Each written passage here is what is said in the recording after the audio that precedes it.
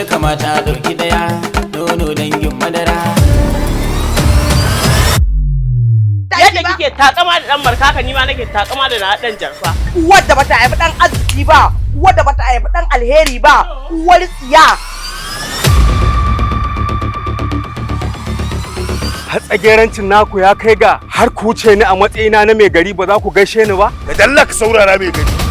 Ya kake mun irin wannan ne nayi shiru ina jin ka na barka da yara. To sai na girgita mai rayuwa. Sai na ci mutuncinsa dan malafar ubansa daga shi har yaran nasa. To wallahi jarba.